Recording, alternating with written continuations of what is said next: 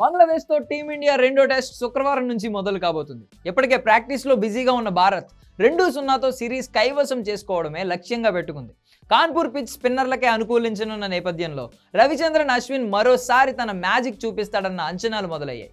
అదే సమయంలో పలు రికార్డులు యాష్ను ఊరిస్తున్నాయి. టెస్టుల్లో 4 ఇన్నింగ్స్లో 100 వికెట్ల మైలురాయికి అశ్విన్ అడుగు దూరంలో నిలిచాడు.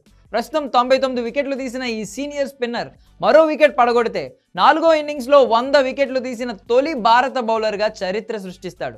అలాగే బంగ్లాదేశ్పై అత్యధిక వికెట్లు తీసిన భారత బౌలర్గా నిలిచేందుకు కూడా అశ్విన్ చేరువలో ఉన్నాడు. కాన్పూర్ టెస్ట్లో మరో 3 వికెట్లు తీస్తే బంగ్లాపై అత్యధిక వికెట్లు తీసిన జహీర్ ఖాన్ రికార్డును అశ్విన్ బ్రేక్ చేస్తాడు. ఇది ఎలా ఉంటే వరల్డ్ టెస్ట్ ఛాంపియన్షిప్ 2023-25 సైకిల్లో అత్యధిక వికెట్లు తీసిన బౌలర్గా నిలిచేందుకు భారత స్పిన్నర్ చేరువయ్యాడు. మరో 4 వికెట్లు తీస్తే హ్యాజిల్వుడ్ తీసిన 51 వికెట్ల రికార్డును అశ్విన్ అధిగమిస్తాడు. ఇక ఓవరాల్గా వరల్డ్ టెస్ట్ ఛాంపియన్షిప్ చరిత్రలో అత్యధిక వికెట్లు తీసిన బౌలర్గా నిలిచేందుకు అశ్విన్కు మరో 8 వికెట్లు తీయాల్సి ఉంది. ప్రస్తుతం ఈ జాబితాలో ఆసీస్ స్పిన్నర్ నాథన్ లయన్ 187 వికెట్లతో అగ్రస్థానంలో ఉన్నాడు.